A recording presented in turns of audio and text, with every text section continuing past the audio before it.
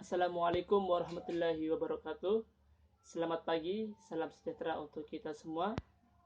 Pada kesempatan hari ini, saya akan membahas terkait dengan jawaban soal ujian tengah semester mata kuliah pembelajaran bahasa dan sastra Indonesia di sekolah dasar.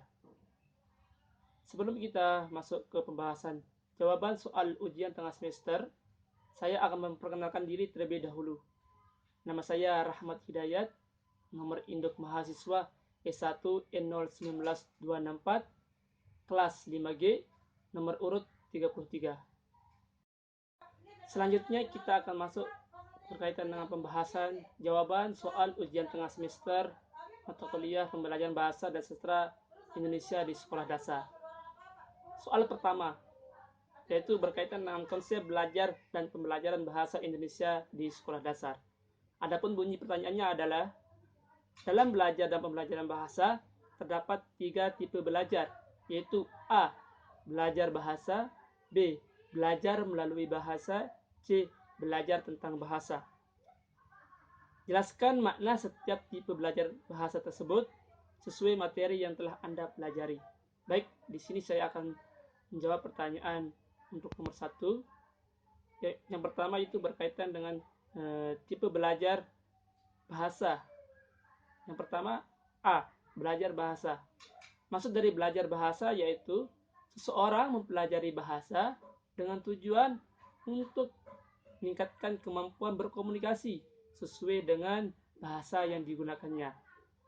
Yang kedua, yaitu tipe belajar, yaitu belajar melalui bahasa.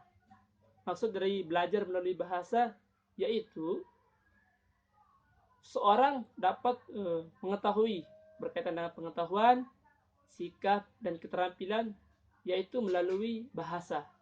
Dengan adanya bahasa, maka seseorang bisa memiliki pengetahuan tentang matematika, IPA, IPS, dan pengetahuan lainnya dengan menggunakan bahasa. Selanjutnya tipe belajar yang ketiga, yaitu belajar tentang bahasa. Maksud dari belajar tentang bahasa yaitu seseorang mempelajari bahasa dengan tujuan untuk mengasah dan membekali dirinya dengan kemampuan berkomunikasi dan menerapkannya dalam kehidupan sehari-hari sesuai dengan tujuan dan konteks yang berbeda-beda. Selanjutnya, pertanyaan yang kedua, yaitu berkaitan dengan prinsip pembelajaran bahasa Indonesia di sekolah dasar. Adapun bunyi pertanyaannya yaitu, pilihlah 4 prinsip pembelajaran bahasa dan jelaskan maksud dari setiap prinsip berdasarkan pemahaman Anda. Baik, di sini saya sudah memilih dan menentukan 4 prinsip pembelajaran bahasa. Di antaranya yang pertama, prinsip dari peserta didik diberitahu menjadi peserta didik mencari tahu. Maksud dari prinsip ini yaitu di mana proses pembelajaran bersifat student center learning, bukan teacher center learning, di mana dalam proses pembelajaran ini berpusat pada peserta didik, bukan pada guru itu sendiri.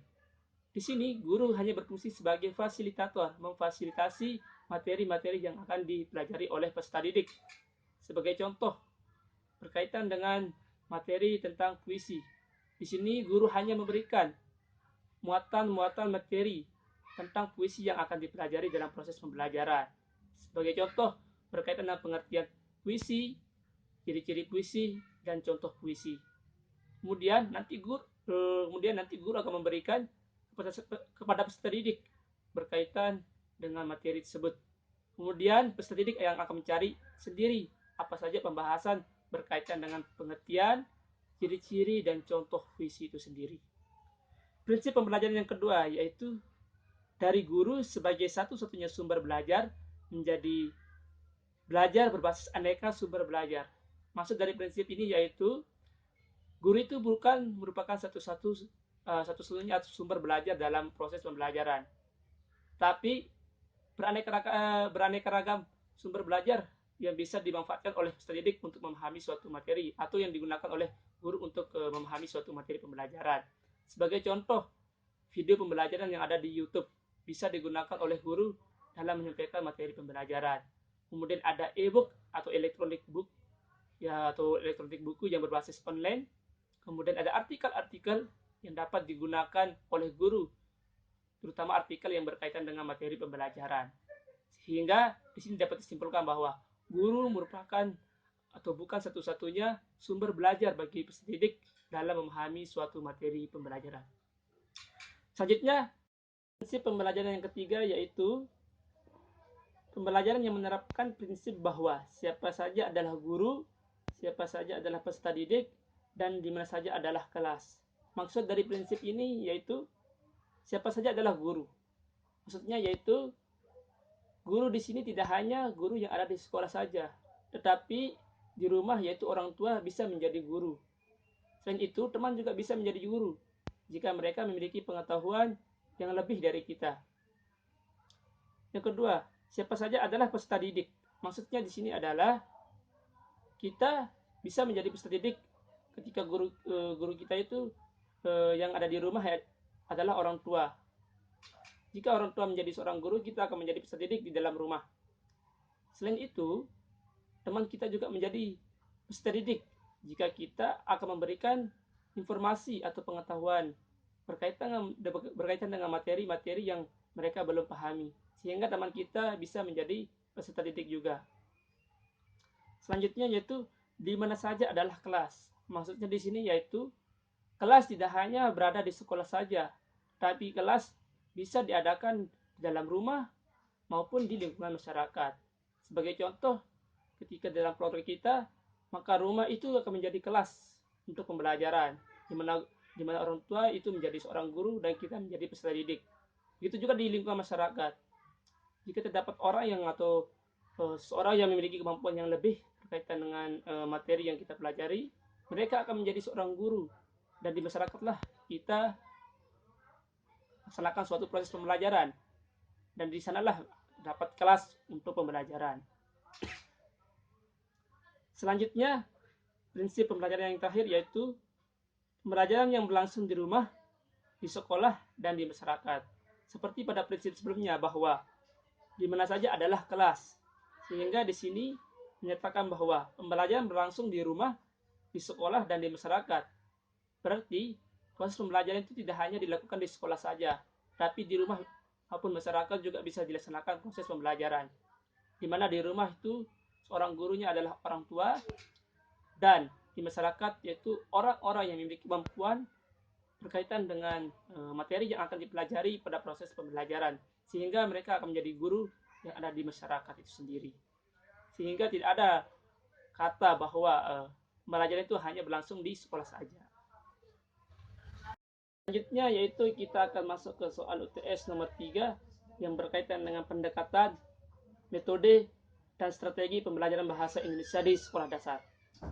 Adapun bunyi pertanyaannya adalah jelaskan beberapa komponen pendekatan kontekstual dalam pembelajaran bahasa Indonesia berikut. Poin A, menemukan atau inquiry. Poin B, pemodelan atau modeling. Dan poin C, refleksi atau reflection. Jelaskan apa makna komponen tersebut, bagaimana bentuk pelaksanaannya, dan apa urgensi komponen tersebut dalam pembelajaran bahasa Indonesia di SD. Baik, jawabannya adalah komponen pertama yaitu inquiry atau menemukan. Maksud dari inquiry ini yaitu suatu proses pembelajaran yang didasarkan pada proses penemuan atau pencarian informasi melalui berpikir secara sistematis. Adapun bentuk pelaksanaannya yaitu pada proses pembelajaran yang berkaitan dengan materi puisi, guru hanya memfasilitasi muatan materi-materi yang akan dipelajari tentang puisi itu sendiri. Kemudian nanti akan dicari oleh peserta didik berkaitan dengan pembahasan masing-masing muatan materi tersebut. Sebagai contoh, guru memberikan muatan materi tentang pantun yang berkaitan dengan pengertian, kemudian ciri-ciri pantun, kemudian contoh pantun itu sendiri. Nanti peserta didik bertugas untuk mencari pembahasan yang berkaitan dengan muatan materi yang diberikan oleh guru itu sendiri, berkaitan dengan pengertian pantun, ciri-ciri pantun, dan contoh pantun itu sendiri.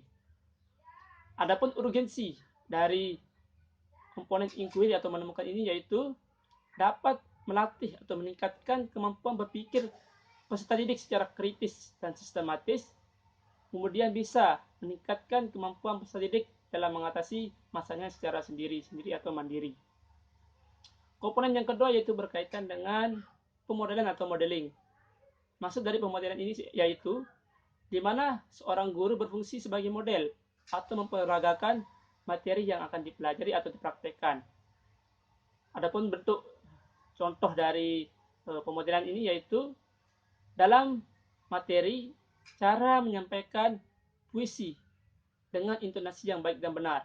Di sini guru berfungsi sebagai model atau memperagakan cara menyampaikan puisi dengan intonasi yang baik dan benar, kemudian diikuti oleh peserta didik untuk pembelajaran praktek membaca puisi yang baik dan benar.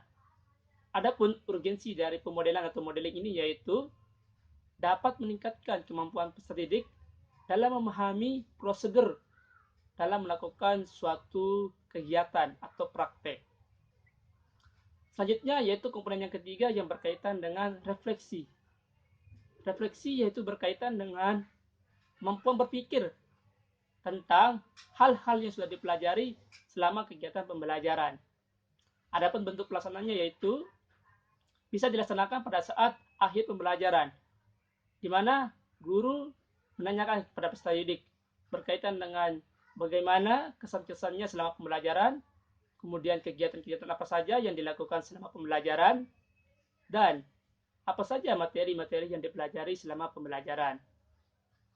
Adapun urgensi dari komponen refleksi ini yaitu guru dapat mengevaluasi apa saja kekurangan-kekurangan media ataupun kegiatan pembelajaran yang dilakukan selama proses pembelajaran itu sendiri.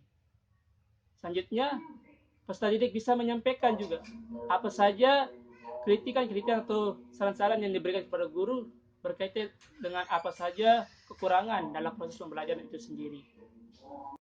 Selanjutnya kita akan masuk ke soal UTS nomor 4 yang berkaitan dengan indikator pencapaian kompetensi dan tujuan pembelajaran. Adapun bunyi pertanyaannya adalah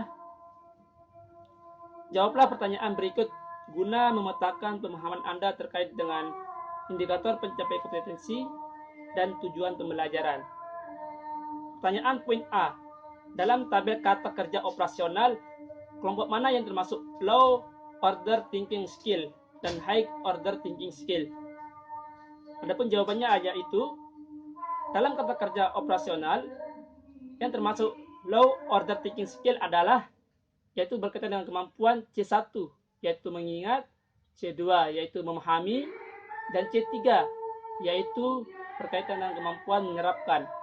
Adapun tata kerja yang termasuk dalam kategori high order thinking skill yaitu berkaitan dengan C4 yaitu kemampuan menganalisis, C5 yaitu kemampuan mengevaluasi, dan C6 yaitu kemampuan menerapkan. Selanjutnya poin pertanyaan B. Dalam penulisan tujuan pembelajaran yang baik terdapat komponen A, B, C, dan D.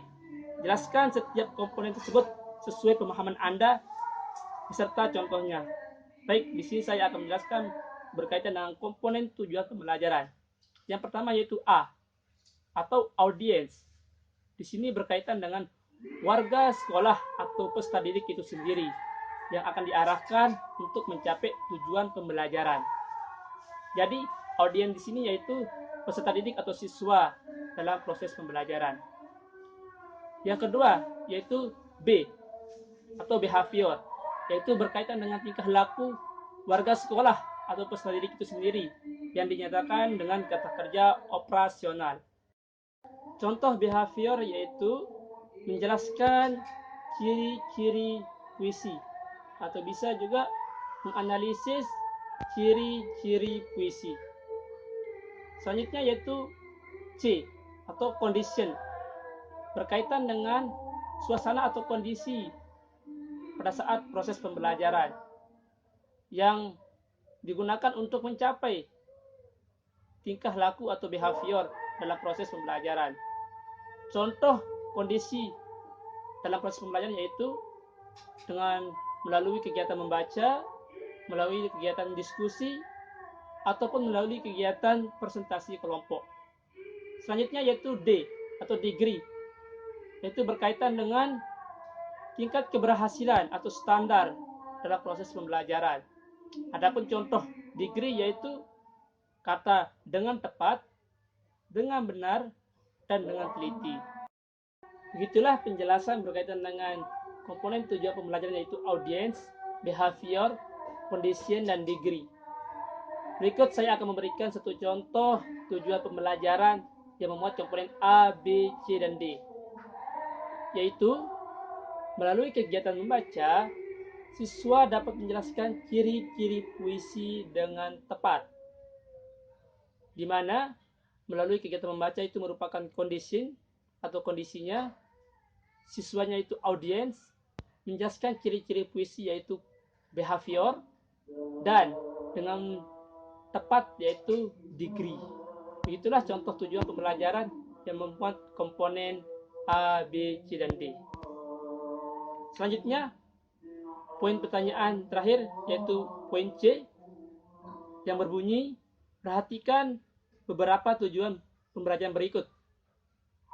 Yang pertama, yaitu siswa dapat mempraktekkan prosedur kegiatan wawancara sederhana. Yang kedua, melalui kegiatan membaca clipping, siswa dapat menyebutkan unsur-unsur iklan. Analisis kedua contoh tujuan pembelajaran di atas, apakah sudah tepat sesuai kaidah penulisan tujuan pembelajaran? Jika belum, komponen apa yang kurang? Bagaimana rumusan yang tepat agar menjadi tujuan pembelajaran yang efektif? Baik, di sini jawabannya yaitu kedua tujuan pembelajaran pada soal tersebut yaitu tidak benar karena tidak memuat komponen A, B, C, D secara lengkap. Kita bahas untuk tujuan pembelajaran yang pertama. Pada tujuan pembelajaran yang berbunyi siswa dapat mempraktikkan prosedur kegiatan wawancara sederhana itu kurang tepat karena tidak memuat komponen condition atau kondisinya dan komponen degree, di mana dalam tujuan pembelajaran nomor 1 ini hanya memuat komponen audience dan behaviornya, di mana audiensnya itu adalah siswa dan behaviornya yaitu dapat mempraktikkan prosedur kegiatan wawancara sederhana. Untuk memperbaiki kalimat tujuan pembelajaran nomor 1 ini yaitu diubah menjadi kalimat melalui kegiatan presentasi kelompok, siswa dapat mempraktikkan prosedur kegiatan wawancara sederhana dengan benar, di mana melalui kegiatan presentasi kelompok ini merupakan conditionnya atau kondisi, kemudian siswa itu merupakan audiens, dan dapat mempraktikkan prosedur kegiatan wawancara sederhana ini merupakan bagian behaviornya, kemudian dengan benar yaitu degree-nya, sehingga dalam kalimat tujuan pembelajaran ini memuat komponen A, B, C, D sehingga sesuai dengan kaidah dalam pembuatan tujuan pembelajaran. Kemudian dalam tujuan pembelajaran pada poin kedua yaitu melalui kegiatan membaca clipping, siswa dapat menyebutkan unsur-unsur iklan. Dalam tujuan pembelajaran yang kedua ini hanya kurang komponen D atau degree-nya, sehingga untuk memperbaiki kalimat tujuan pembelajaran yang kedua ini menjadi melalui kegiatan membaca clipping, siswa dapat menyebutkan unsur-unsur iklan dengan benar, di mana melalui kegiatan membaca clipping ini merupakan bagian condition atau kondisinya, kemudian siswa merupakan audiens, dapat menyebutkan unsur-unsur iklan itu merupakan behavior, dengan benar itu merupakan degree-nya. Sehingga untuk tujuan pembelajaran yang nomor 2 memuat semua komponen tujuan pembelajaran yaitu A, B, C, dan D, sehingga tujuan pembelajarannya menjadi benar sesuai dengan kaidah penulisan tujuan pembelajaran pada proses pembelajaran. Itu saja untuk pertanyaan soal UTS mata kuliah pembelajaran bahasa dan sastra Indonesia. Mungkin itu saja untuk pembahasan kita kali ini berkaitan dengan jawaban tugas UTS pembelajaran bahasa dan sastra Indonesia di sekolah dasar. Sekian, wassalamualaikum warahmatullahi wabarakatuh.